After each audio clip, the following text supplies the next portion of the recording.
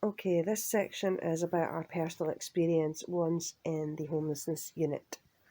Um, I won't go into where it was exactly because I know that some people go to this place when they're fleeing from domestic violence, and so with that in mind, I would like to not really say too much about where the place is or what the place is called um, for that reason.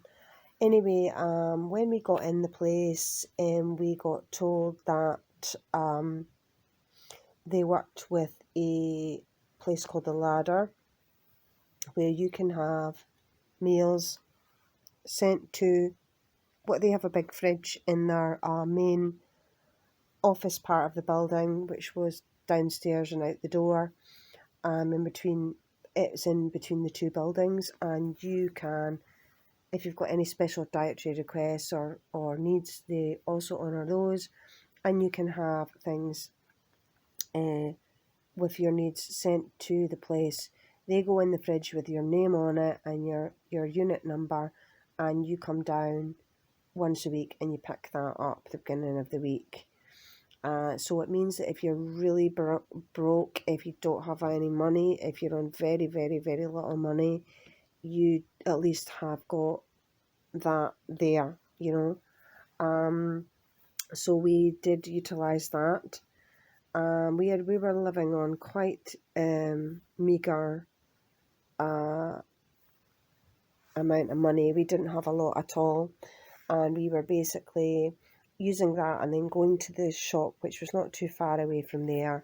And we were waiting to a certain time in the evening when things were priced down, and we were then picking those bits and pieces up and bringing them back to where we were. So a combination of those two things is very helpful.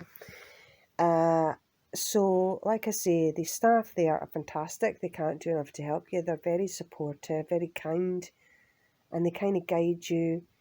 There is also a mental health nurse that also visits the place once a week, and if you have got mental health needs, that is determined whether you can see this person, and your support worker will put in a good word for you, and then it's decided whether they will be able to take you on and see you, depending what your needs are.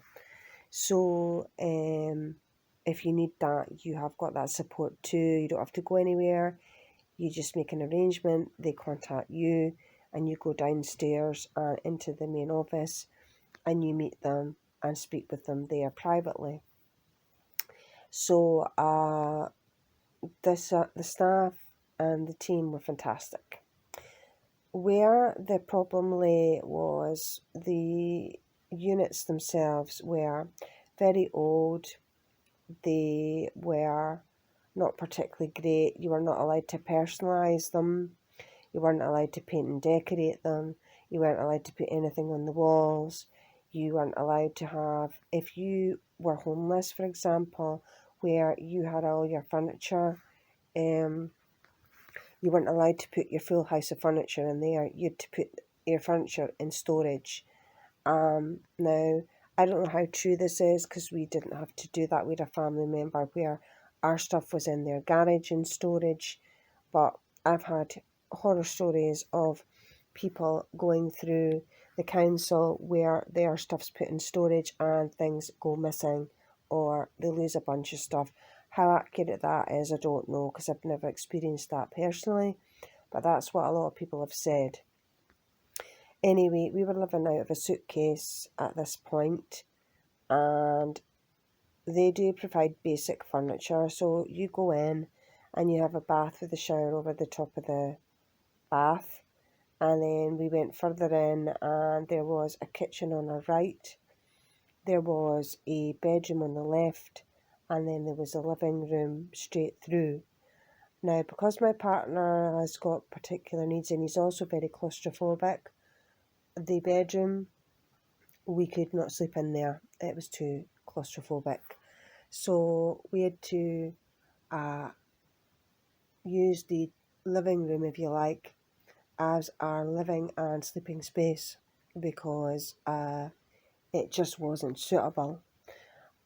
So They provide a wardrobe which is very flimsy and not worth much use at all. The bed we were given, bearing in mind these places are supposed to be checked before a new family or person or people go in there. I don't know who checked it, but the bed was bust. So the first night that we were there, we had to run around looking on Facebook Marketplace for a bed frame. We managed to get into our private stuff in our garage and get our mattress, but we didn't have a bed frame, so we had to run around frantically on Facebook Marketplace, and we eventually found a decent bed frame for, I think it was £35. Now, we luckily had enough money to get that, but if we hadn't have done, we would have been relying on it, finding only things that were free.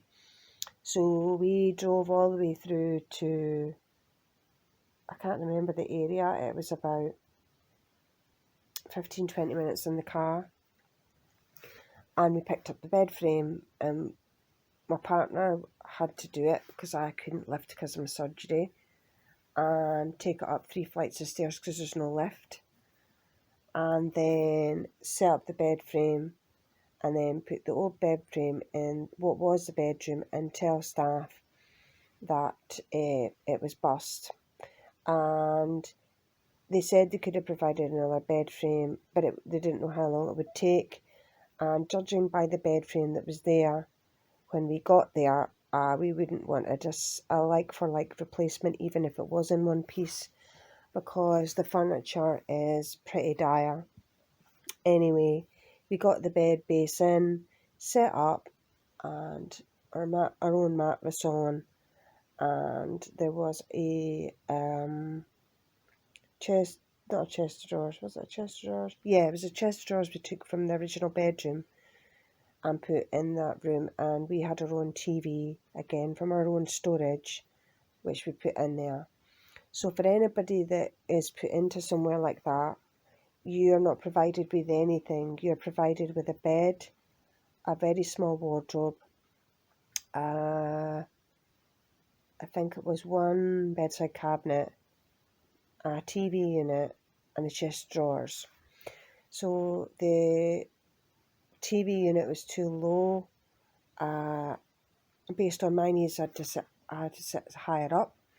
So the TV unit my partner took through to what was the bedroom, and put it in there. And then the old bed frame was put in there, and then the chest of drawers we used for the TV.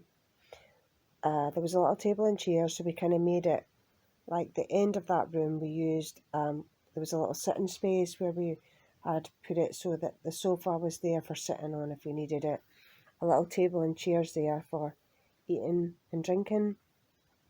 And then we had our TV set up, and then we had the bed obviously set up as well.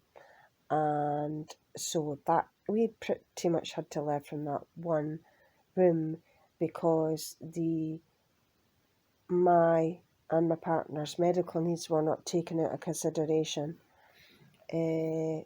Basically, we had no choice but to kind of make it work for while we were there. So we thought we'll try and make the best of it, and try and just get out of there as soon as possible. From the first day we were there, we were like, we're going to try and get out of here as soon as possible. We don't want to be here. So we were there from the February to the May, and basically when you go there, you have to fill in paperwork, and I'll go into that in a second. So the layout of the property, if you like, the unit didn't suit our needs. We had to try and make it suit our needs. It was on the third floor, which I was struggling with, to the point where I was having some medical issues getting up and down the stair, but I had to deal with it. And then we basically had to try and make it work for us while there.